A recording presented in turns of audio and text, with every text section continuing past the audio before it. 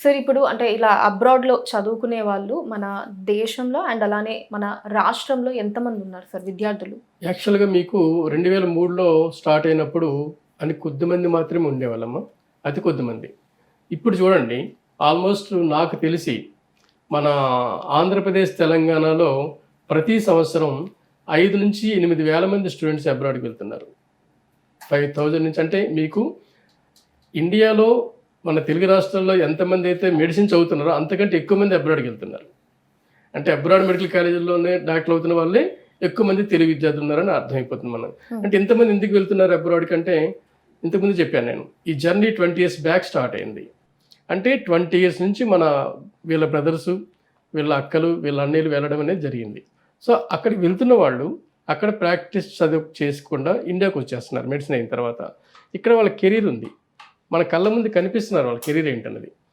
పీజీలు చేస్తున్నారు, ప్రాక్టీస్ చేస్తున్నారు, మంచి మంచి ప్రావీణ్యత సంపాదించిన డాక్టర్లుగా తయారవుతున్నారు, సొసైటీలో మంచి గుర్తింపు తీసుకొస్తున్నారు.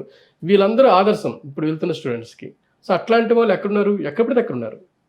సో ఎందుకు ఆగాలి? ఇక్కడ ఫ్రీ సీట్ రాకపోతే ఇంక వేరే ఆలోచన లేకుండా అబ్రాడ్కి వెళ్ళిపోవడం అనేది గత 10 ఇయర్స్ నుంచి ఎక్కువైంది. కాబట్టి ఇంతమంది తెలుగు స్టూడెంట్స్ అబ్రాడ్ని చూస్ చేసుకోవడానికి కారణం అది. Okay sir. సార్ ఇప్పుడు సరే ఫారెన్‌లో మెడిసిన్ చేయాలి అని అనుకునే ఒక స్టూడెంట్‌కి కంట్రీ సెలెక్ట్ చేసుకోవడం కావచ్చు అండ్ అలానే ఒక కాలేజ్‌ని సెలెక్ట్ చేసుకోవడానికి నిబంధనలు అవి ఉంటాయి కదా! సో వాటిని ఎలా ఐడెంటిఫై చేయాలి? ఏ ఏ నిబంధనల ప్రకారం కంట్రీని కావచ్చు, ఒక కాలేజ్‌ని కావచ్చు సెలెక్ట్ చేసుకోవాలి? ఎస్ అమ్మా. యాక్చువల్‌గా నేషనల్ మెడికల్ కమిషన్ ఏం చేస్తుందంటే ఎప్పటికప్పుడు రీసెర్చ్ చేస్తూనే ఉంటుంది అబ్రాడ్ స్టూడెంట్ విషయంలో. 2003లో కొన్ని కండిషన్స్ పెట్టింది. ఆ తర్వాత ఒక 2 ఏళ్ల క్రితం మరొక కొత్త కండిషన్స్ పెట్టింది. ఇప్పుడు ఏంటంటే ఎన్ఎంసీ వచ్చిన తర్వాత 2020లో కొత్త రూల్స్ని తీసుకొచ్చింది. ఆ కొత్త రూల్స్ ఏంటంటే అబ్రాడ్లో మెడికల్ కాలేజీకి కూడా ఇండియా లాగే 4.5 ఇయర్స్ మెడిసిన్ మినిమం చదవాల్సింది. 1 ఇయర్ ఇంటర్న్షిప్ అక్కడే చేయాలి. ఎంతమంది ఏం చేసేదంటే 4.5 ఇయర్స్ మెడిసిన్ కంప్లీట్ అయిన తర్వాత ఇండియాకి వచ్చి ఇంటర్న్షిప్ చేయాలి ఎగ్జామ్ పాస్ అయిన తర్వాత. ఇప్పుడేముంటుందంటే ఎన్ఎంసీ ఇంటర్న్షిప్ అక్కడ చేసి రమ్మంటుంది. అంటే చదివిన కాలేజీలోనే ఇంటర్న్షిప్ చేయాలి. చేసిన తర్వాత ఇక్కడ రావాలి. అంటే మెడిసిన్ 56 మంత్స్ అక్కడ చదవాల్సి వస్తుంది. 4.5 ఇయర్స్ మెడిసిన్, 1 ఇయర్ ఇంటర్న్షిప్. ఈ 2 కంప్లీట్ చేసి రావాలి. అది కూడా ఇంగ్లీష్ లాంగ్వేజ్లో మాత్రమే మెడిసిన్ కంప్లీట్ చేయాలి అక్కడ. అంటే పూర్వం ఇంగ్లీష్ లాంగ్వేజ్ కాకుండా ఆ కంట్రీలో ఆ లాంగ్వేజ్లో మెడిసిన్ చేసిన గుర్తింపు ఉండేది. ఈ ఎగ్జామ్ రాస్తే ఒకటే చాలు. ఇప్పుడు అలా కాదు. ఇండియాలో కూడా ఏదైతే మెడిసిన్ ఉందో, ఏవైతే సబ్జెక్ట్స్ ఉన్నాయో ఫారెన్లో కూడా అదే మెడిసిన్, అదే స్టడీ పీరియడ్ ప్లస్ అవే సబ్జెక్ట్స్ ఉండాలి.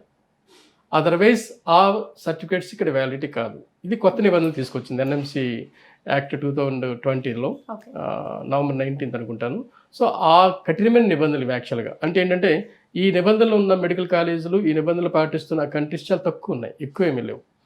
పూర్వం మీరు చూశారు ఉధృతంగా వెళ్ళేవాళ్ళు చైనాకి, ఫిలిప్పీన్స్కి. ఇప్పుడు లాస్ట్ 2 ఇయర్స్ నుంచి ఫిలిప్పీన్స్కి, చైనాకి వెళ్ళడం తగ్గిపోయింది. కారణం ఏంటంటే ఈ నిబంధనలు పాటించే కాలేజీలు అక్కడ లేవు. మన ఇండియన్ నిబంధనలు పాటించేది ఆ కాలేజీలు అక్కడ లేవు.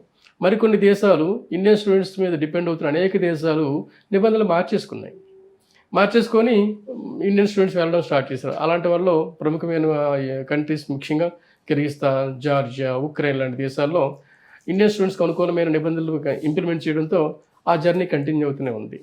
ఏవైతే కంట్రీసు, కాలేజీలు నిబంధనలు ఇండియన్ గవర్నమెంట్ విధించిన నిబంధనల్ని పాటించట్లేదో అక్కడ వెళ్ళడం తగ్గిపోయింది. సో అది కొత్త నిబంధనలు. ఈ కొత్త నిబంధనలు ఖచ్చితంగా స్టూడెంట్ తెలుసుకోవాల్సిందే.